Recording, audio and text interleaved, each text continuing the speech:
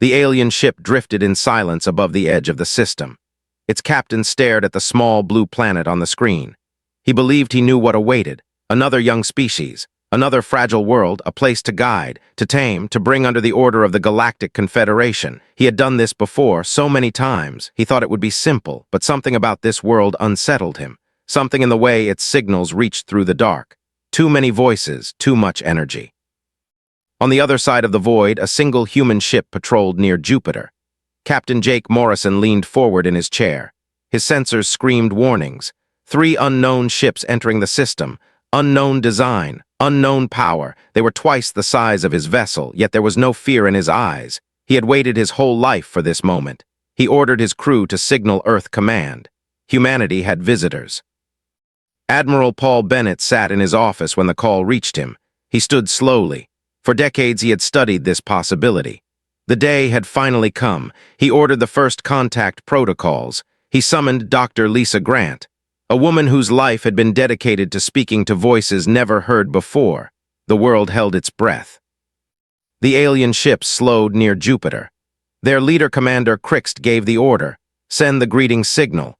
A stream of prime numbers cut through the dark, a mathematical heartbeat, the oldest language of intelligence, a language no species could fake. Lieutenant Amy Rodriguez translated the sequence on the Defiant. She returned the signal with the next sequence. The alien captain leaned back in surprise. The humans responded quickly. They learned quickly. He allowed the exchange to deepen.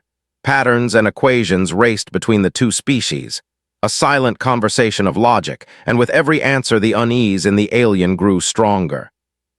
At last the voice channel opened. The alien spoke of peace, of guidance, of a place in the great galactic family.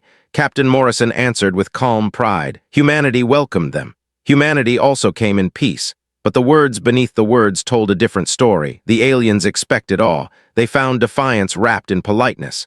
They expected weakness. They found steel behind every syllable. When Dr. Lisa Grant arrived at Luna Base, she assumed control of the dialogue. Her tone was warm, her questions precise. She watched the aliens carefully. She saw the flicker of their eyes when human technology was mentioned. She saw the tension in their faces when humanity revealed its numbers. She invited them to Earth. She offered friendship. Yet in her heart she knew something else. They were not here to make friends. They were here to measure, to judge, to control. Ambassador Helen Carter greeted them upon arrival. She smiled. She offered words of welcome. But she too noticed the way they studied everything. They gazed at human cities not with wonder but with calculation. They walked through the halls of power as if already searching for weak points. They spoke of teaching, of guiding, of protection. The words stung, not allies, not equals, pupils, subjects. Colonel Steve Parker monitored from the security feeds. He noticed their coded exchanges. He caught fragments of words, unexpected, concerning, dangerous.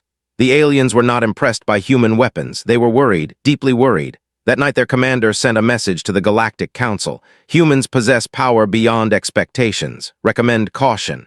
The reply came back sharp and cold. Impossible. Proceed as planned. But he knew the truth. He had seen it in the calm of human eyes. He had seen it in the silent confidence of their movements. These were not primitives.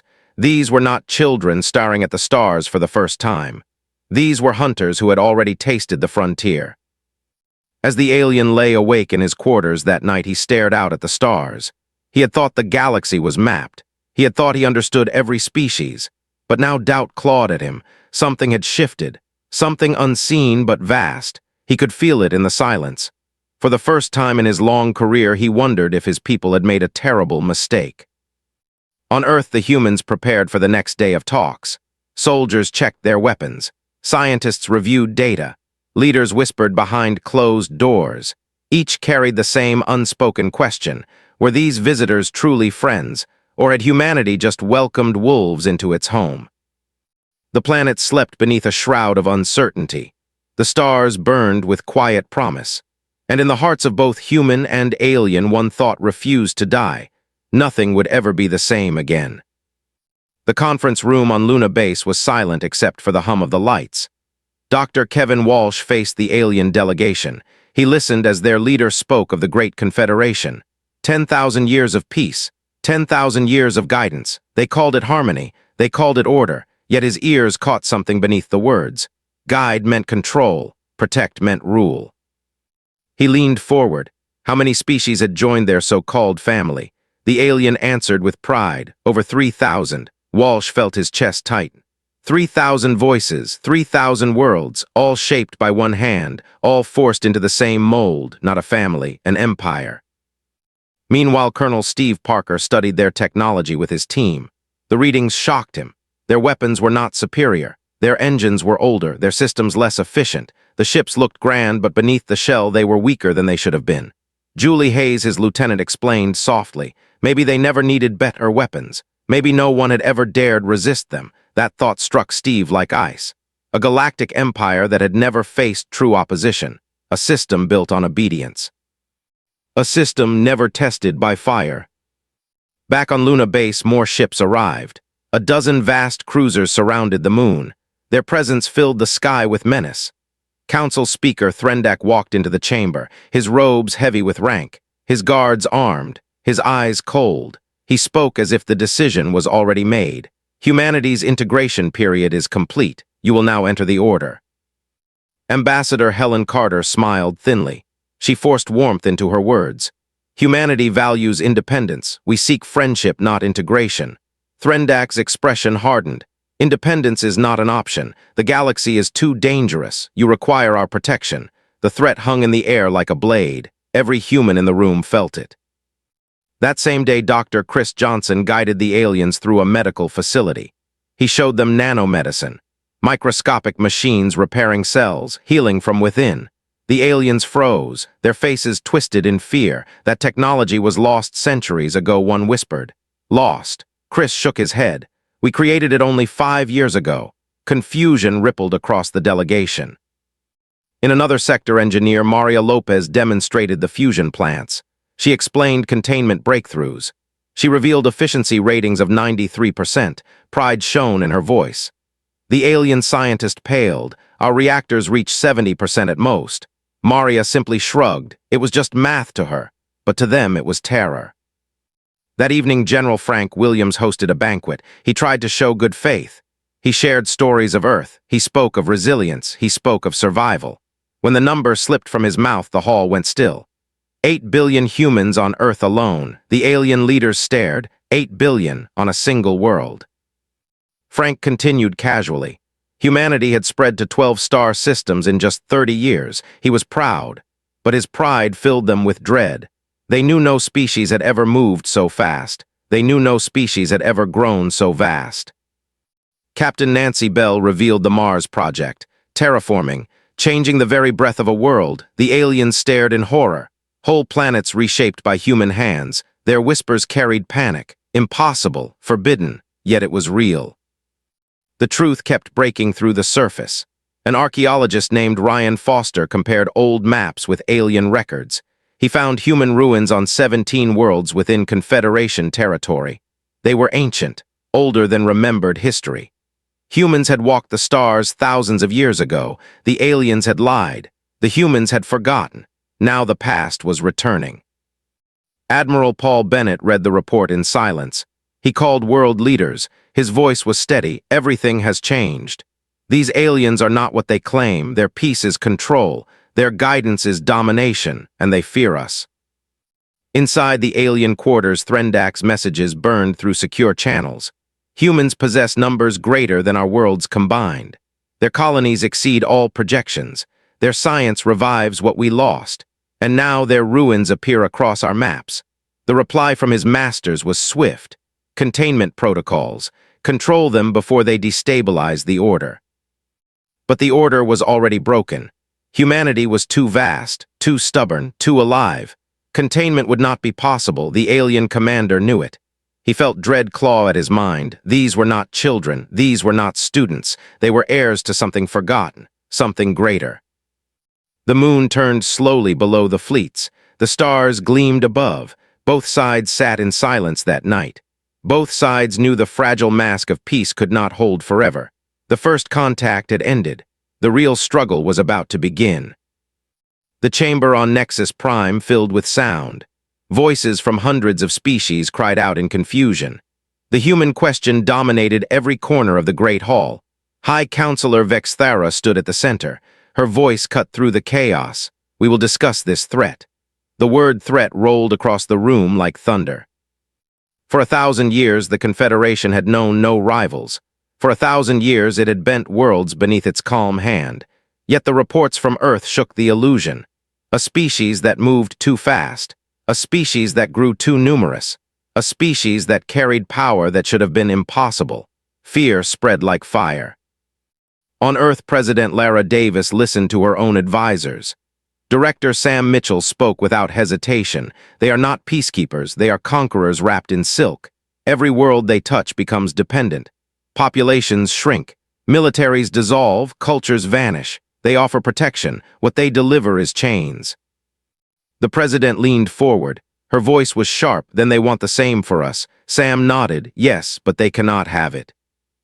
In Colorado, a team of intelligence officers had already cracked the alien codes. Julie Hayes listened as alien transmissions flooded the dark. Apex predator species. Galactic destabilizer.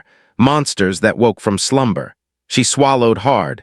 They spoke of humanity as if it were a nightmare rising from below the stars. On Luna Base, the mask of friendship began to shatter. The aliens staged a demonstration of power. They unveiled their greatest weapon, a plasma cannon capable of ripping apart moons. Threndak raised his chin with pride. This is our pinnacle, thousands of years of perfection. The weapon fired, a target vaporized. Alien applause filled the room. Commander Tony Baker stepped forward. His tone was polite. Would you like to see one of ours? He activated a human shield array. The plasma fired again. The blast vanished like a spark swallowed by the sea. The alien delegation stared in horror. Their most powerful weapon reduced to nothing. Tony explained softly. Basic energy manipulation. Developed 10 years ago. The aliens retreated in whispers. Their leaders exchanged frantic glances. The narrative had flipped.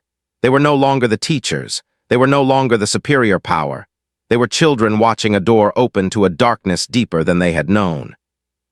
Bate Turner in the intelligence wing caught the next transmission. Fleet mobilization authorized. Pacification protocols. Priority threat. The words froze her blood. They were preparing for war.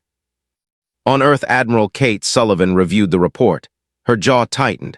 They will not come in peace. They will come with fire. Her commanders waited in silence. She gave the order, prepare the defenses. Assume nothing, prepare for everything. In a laboratory, Dr. Alex Green studied fragments of ancient artifacts. His fingers shook as the symbols translated. The truth struck him like lightning. These are not alien relics. These are human. The empire of humanity stretched across the stars 12,000 years ago. It had not been rumor. It had not been myth. It had been real. He called Dr. Sarah Kim. She read the texts in silence. Then her voice trembled. We are not newcomers. We are returning. Across Luna and Mars, teams uncovered more ruins. Machines still pulsed with dormant energy. Records explained how it ended. The empire had not fallen. It had chosen silence. It had chosen retreat. It had buried itself to let time pass, to let its descendants rediscover greatness through struggle. Dr. Peter Clark found the most chilling note. The withdrawal was not failure. It was design. The empire had feared its own perfection. It had feared corruption. It had chosen to scatter, to sleep, to wait, and to awaken when the stars demanded it. The Confederation could not believe it. High Counselor Vexthara slammed her fist upon the council table. Impossible. And yet the evidence mounted. Ancient facilities powered by human touch. Genetic markers reawakening in human blood. Soldiers reporting reflexes beyond natural. Engineers understanding machines without training. The galaxy whispered in fear. Humanity was not evolving. Humanity was remembering. The council ordered fleets to mobilize. They demanded immediate containment. But it was already too late. Forgotten systems stirred with light. Old defenses shimmered alive. Stars remembered their masters. And on Earth, humanity felt a pull deep in its bones. Something greater, something older, something waiting.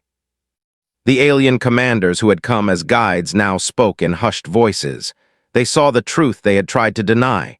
This was no young species to tame. This was no fragile world to shepherd. This was the return of the rulers of the galaxy. Above the moon, fleets gathered. Across Earth, leaders planned. And in the silence of ancient vaults, the past stirred to life. The galaxy had thought it had found a student. Instead, it had awoken a teacher older than time. And the teacher was preparing to speak again. The first fleet arrived in silence. 12 vast ships slid into orbit above the moon. They came under the banner of peace, yet every human watching knew the truth. This was no gesture of friendship. This was occupation. Admiral Kate Sullivan stood in the command bunker, her eyes locked on the displays. The Confederation was moving to strike.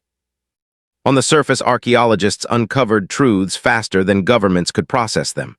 The ruins on Luna sang with light when human hands touched the panels. Sergeant Joe Martinez felt his body change as he worked near the artifacts. His reflexes sharpened. His vision cleared. Time itself seemed to slow for him.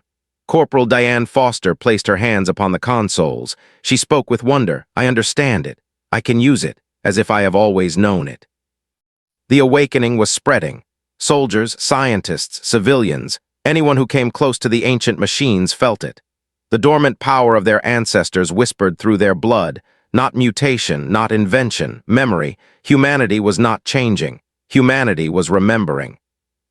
Across the galaxy, old worlds long silent began to stir. Forgotten fortresses rose from dust. Energy shields flared into existence. Automated fleets drifted from the shadows of stars. They responded to one signal: human life. The Confederation watched with mounting dread. High Counselor Vexthara called the War Council. Her voice trembled, yet she tried to mask it. "They are not a young race. They are the same that ruled before us." General Themer laughed bitterly. "Impossible. They are primitives, but data did not lie. Defense networks activating, genetic markers reawakening, ancient systems bending to their will." Vexthara's voice grew cold. "We face not a new threat. We face the return of the old masters." On Earth, President Lara Davis stood before her council, the room filled with fear and awe. Admiral Sullivan delivered the report. 12 fleets converging. They are preparing to pacify us. The president closed her eyes for a moment. Then she spoke. "We will not bow. We will not kneel. If they come as conquerors, then we will show them who we are." In secret chambers beneath Luna, Dr. Matt Turner finished translating the archives. His voice broke as he read. The Empire did not fall. It chose to vanish. They had grown too strong, too perfect, too stagnant. They feared the death of challenge. They feared corruption, so they left. They scattered themselves. They buried their machines. They erased their memory, to be reborn in another age. Matt looked up at the faces around him. They wanted to rediscover what it meant to be human. And we are that rediscovery. Admiral Rick Thompson commanded the defense grid when the first hostile fleet crossed into range. His orders were calm. Activate Plan Alpha. Human ships emerged from hidden vaults, sleek and black, bristling with weapons unseen by alien eyes. Their energy signatures dwarfed the Confederation cruisers. The aliens expected weakness. They found predators. General Carol Watson coordinated from the colonies. Her voice echoed across the network. "Every world reports attacks. Every world holds. Ancient defenses have awakened. We are not prey. We are the storm." Commander Greg Davis stood on New Texas when the defense network erupted to life. Towers blazed with energy. Enemy fire vanished against shields that shimmered like sunlight. His crew stared in disbelief. He whispered the truth. "We are not only surviving, we are dominating." The aliens felt their confidence collapse. Their fleets had never been tested. Their weapons had never failed, yet now they failed against every human defense. They realized what none of them wished to admit. They were not guiding children. They had provoked lions. On forgotten asteroids, ancient archives revealed the deeper truth. Humanity had not abandoned the galaxy in weakness. It had withdrawn in strength, to give others a chance, to avoid tyranny, to return wiser. The records glowed with instructions. They described weapons that could reshape stars, shields that could protect entire clusters, machines that could heal worlds. Humanity had left behind a blueprint for rebirth. President Davis listened as her scientists explained. Her heart grew heavy yet fierce. We were never lost. We were waiting, and now the wait is over. In the skies above the moon, the first shots flared. Confederation plasma tore through space. Human shields drank the fire and stood unbroken. Human cannons answered with precision. Alien hulls cracked. Alien engines sputtered. Admiral Thompson's voice cut through the static. "Show them who we are." The aliens stared in horror as their fleets began to crumble. This was not a contest. This was a revelation. Humanity was not the future. Humanity was the return of the past. In that moment, both sides understood. The galaxy was changing. The mask of peace was gone. The age of false harmony was dying, and the awakening of humanity had only begun. The Confederation believed they understood war. They believed their fleets were unchallenged. They believed no power could shake them. That belief died in the skies above Earth. High Counselor Vexthara watched reports arrive in the Great Chamber. Entire fleets disabled, weapons useless, shields collapsing under human fire. She tried to remain composed, yet in her eyes was fear she could not conceal. She whispered to herself, "We have awakened something that should have remained silent." But humanity had never been silent. Humanity had only been patient. On Earth, Admiral Sullivan moved between command stations. Orders flashed across screens.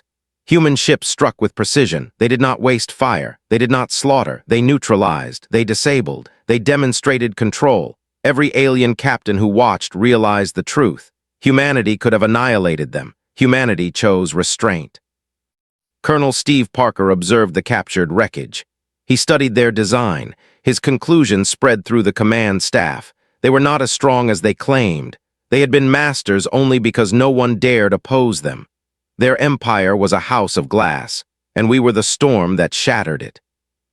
Meanwhile, archaeologists unlocked vaults buried deep on Mars. Professor Linda Shaw examined DNA samples. She saw dormant strands awaken under contact with ancient machines. She gasped, "This is not new. This is not mutation. This is who we have always been." Dr. James Wung confirmed it. "We are the same people who built the empire 12,000 years ago. The bloodline never broke. The legacy never died. It only slept." The changes spread quickly. Soldiers reported strength beyond normal, reflexes too fast to measure, awareness that stretched beyond instinct. They became more than human. They became what humanity was always meant to be. On forgotten worlds across the galaxy, the ancient network stirred. Automated fleets emerged from nebulae. Energy barriers sealed entire systems. No Confederation force could penetrate. Every shield recognized one thing: the human genome, the Creator's mark. The Confederation grew desperate. Their leaders called for total mobilization. They spoke of survival. They spoke of eradication. They painted humanity as a galactic plague, but even as they prepared their largest fleets, the shadow of doubt gnawed at them. Could they even win? President Lara Davis stood before the World Council, her voice steady. "They will strike with everything.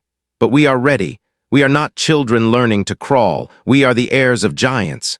We are the return of what the galaxy has forgotten." Dr. Matt Turner delivered his final translation. The message of the ancients was clear. We chose to step away from power so that we would remember struggle. We chose silence so that we would remember humility. We chose sleep so that our children would grow strong. Now they have grown. Now the time has come to rise again. Admiral Rick Thompson prepared for the next wave. 12 more fleets approached Earth, the largest armada ever assembled against a single world. His officers looked at him in fear. He spoke calmly. "Then let us show them what patience has built." In the void, the fleets clashed. Confederation warships unleashed torrents of fire. Plasma storms, particle lances, energy waves, but human defenses absorbed each strike. Ancient systems awakened around Earth. A shield brighter than the sun enveloped the planet. The aliens screamed in disbelief. They had never seen such power. Then the ancient capital ship emerged. It rose from the galactic core like a titan, larger than any fleet, dark and radiant. It took position before Earth. Its presence silenced the stars. Admiral Sullivan whispered, "It is protecting us. It has been waiting for us." The Confederation fired everything. Beams that could pierce moons, torpedoes that could shatter continents. The ancient ship did not falter. It absorbed the storm, then it answered. A single pulse stretched across the void. In one instant, every Confederation ship fell silent. Engines dead, weapons cold, power gone. The battle was over, not with fire, but with demonstration. Humanity had revealed its truth. On Nexus Prime, chaos reigned. Council members screamed of apocalypse. They spoke of legends come to life. They begged for retreat. Vexthara stood frozen, her voice hollow. The rulers of old have returned.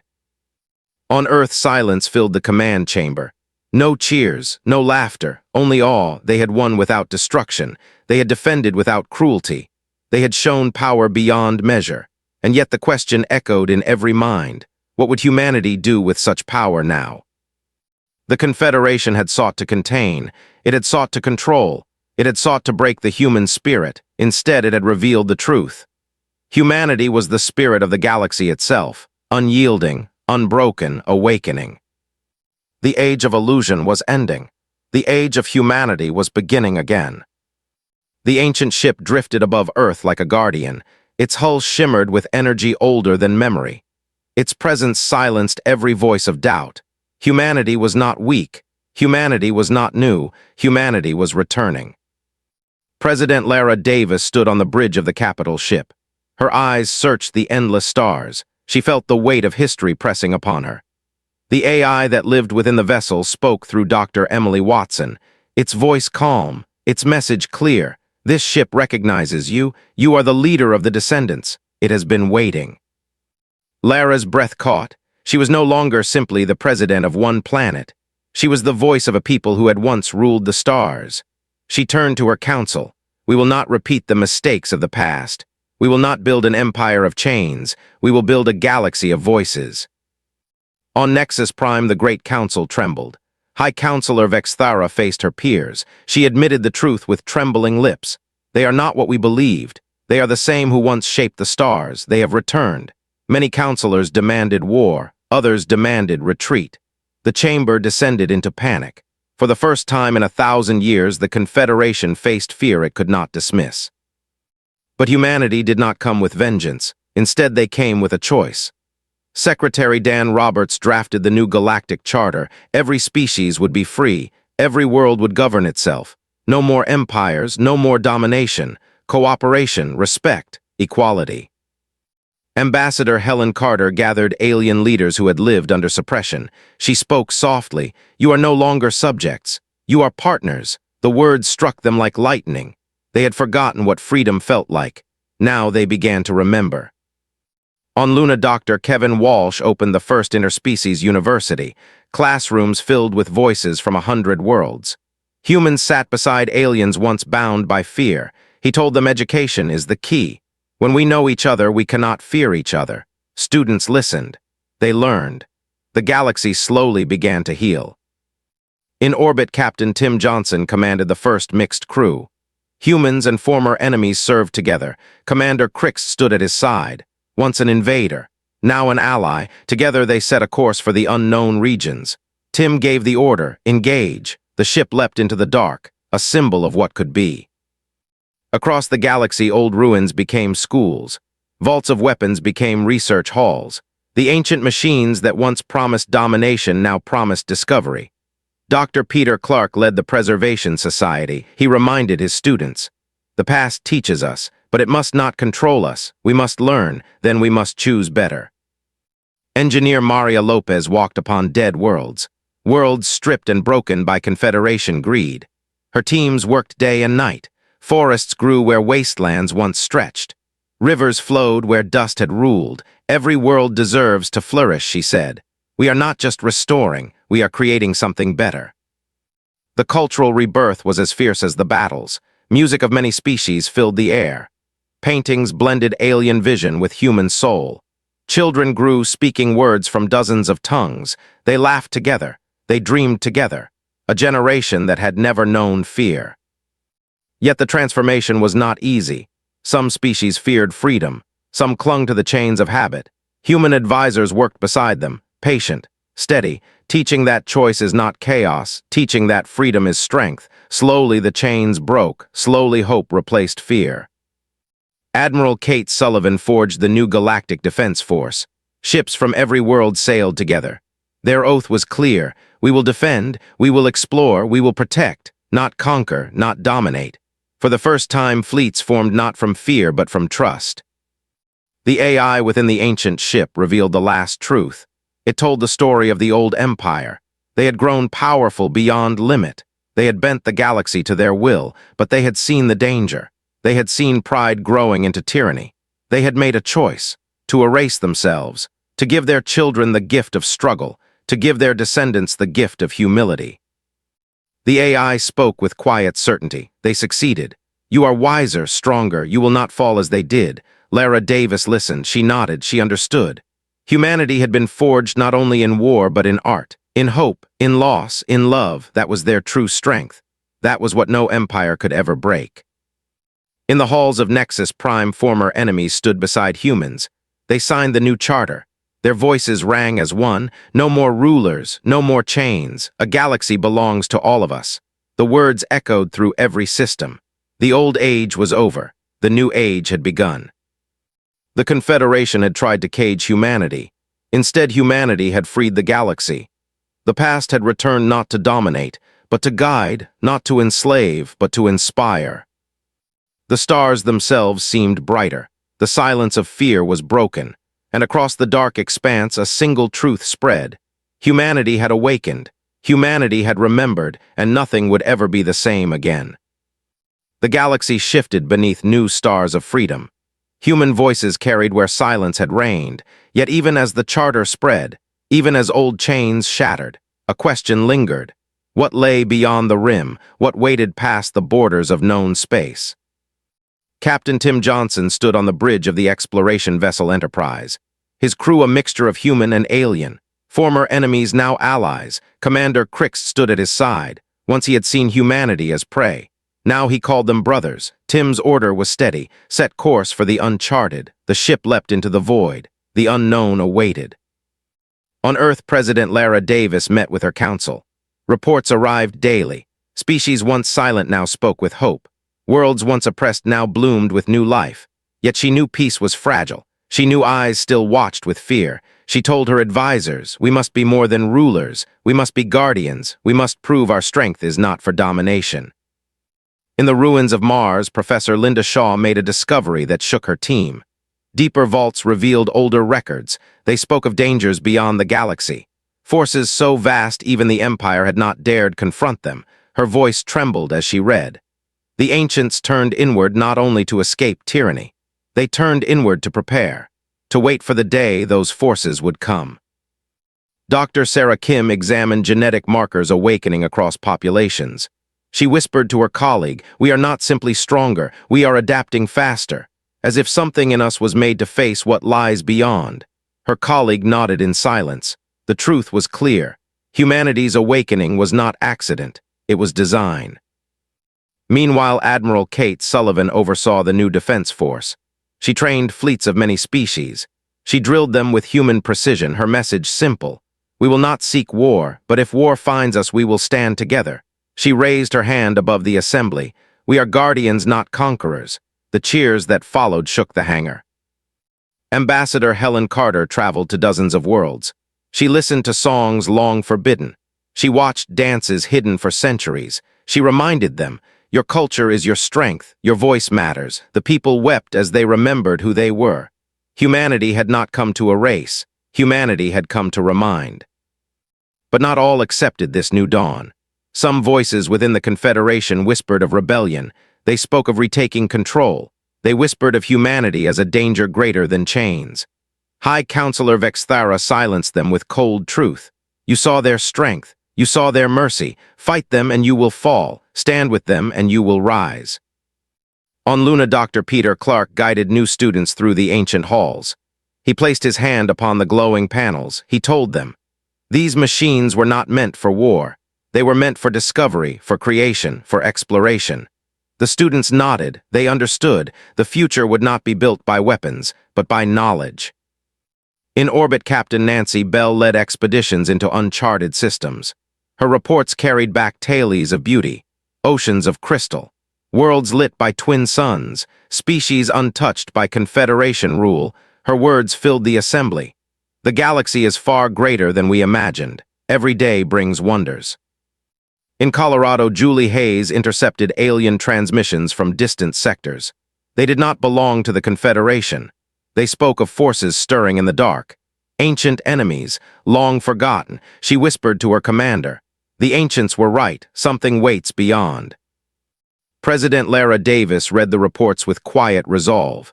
She turned to Admiral Sullivan. We must be ready, not only to defend, not only to fight, but to lead, not as an empire, not as tyrants, but as stewards of hope.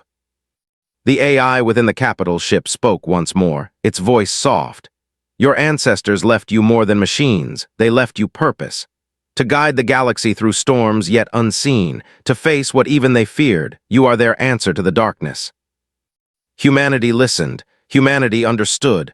Their awakening was not an ending, it was a beginning. The true test had not yet arrived, but when it came, the galaxy would not stand alone. For humanity would stand with it. The galaxy stood in quiet awe. Chains that had lasted 10,000 years were broken. Worlds once silent now roared with freedom. Humanity had awakened, yet the journey was not finished. For beyond the rim shadows stirred. Ancient threats whispered. Dangers older than memory waited in the dark. President Lara Davis stood again on the bridge of the ancient capital ship. Its walls glowed with a light that felt alive. She gazed into the endless stars. Her voice carried to her council. We have returned, but our task is greater than ruling. Our task is to protect. Our task is to inspire. High Counselor Vexthara stood at her side. Once an enemy, now an ally, her head bowed in respect. She spoke softly. The Confederation is no more. The age of tyranny is ended, but freedom is fragile. We must defend it together. Lara nodded. Together, always together. Ambassador Helen Carter oversaw the first Interfaith Council on Nexus Prime. Leaders of 100 species gathered. They spoke of spirit, of existence, of the meaning of life. She reminded them, every voice seeks truth, every voice seeks hope. And when we listen, we find we are not different, we are the same. In the universities, Dr. Kevin Walsh taught students of many species. He held up fragments of human history. He spoke of art, of poetry, of sacrifice. He told them, the greatest strength of humanity is not our power. It is our will to endure, to rise when all else has fallen. The students carried his words into every corner of the galaxy. On scarred worlds, engineer Maria Lopez planted forests. Rivers flowed again, skis cleared. She stood in the fields with tears in her eyes. We are not just fixing the past. We are building something new, something worthy of every child born beneath these stars. Captain Tim Johnson led the Enterprise deeper into the unknown. His crew faced storms of radiation, dead suns, new life. In every place they discovered beauty. In every place they carried peace. Commander Crixt often stood beside him. Once he had feared humanity. Now he trusted them more than his own council. He said with pride, together we are explorers, not rulers, not subjects, partners. Admiral Kate Sullivan forged the Galactic Defense Force into something unseen before. Ships from every world patrolled side by side. They swore an oath to shield the weak, to guard the free, to never again allow tyranny. Their banners bore no symbol of empire, only the promise of unity. Dr. Sarah Kim continued her research on human DNA. She confirmed what many already felt. The awakening was not chance. It was destiny, a gift left by the ancients, a gift of strength when strength was needed. She wrote her conclusion in simple words. We are not evolving into something new. We are becoming what we always were. Dr. Matt Turner revealed the last page of the archives. The ancients had spoken of a day when their children would rise. A day when the galaxy would face darkness beyond imagination. A day when hope would falter. And on that day their descendants would stand, not as conquerors, not as tyrants, but as guardians of light. The message spread through the galaxy, from the smallest village on a distant moon to the grand halls of Nexus Prime. The words echoed.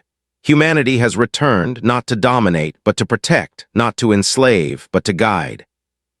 The ancient ship drifted at the heart of the fleet, its power vast, its history heavy, yet it remained still, waiting, watching, protecting, a symbol of what humanity had been, a promise of what humanity would be. Lara Davis stood before the assembly of free worlds. Her voice carried with fire. We were mistaken for children, we were mistaken for prey. But we are the descendants of the first explorers. We are the heirs of the forgotten builders. We are humanity. We will not kneel, we will not rule, we will stand. And we will lift others to stand beside us. The chamber erupted with voices, alien and human, old and young. 1,000 languages cried as one, freedom, unity, hope. Beyond the rim, the shadows stirred. But the galaxy did not tremble, for it knew a truth that could not be erased. Humanity had awakened. Humanity had remembered. Humanity would face the storm. And when the storm came, it would not break the galaxy, it would forge it.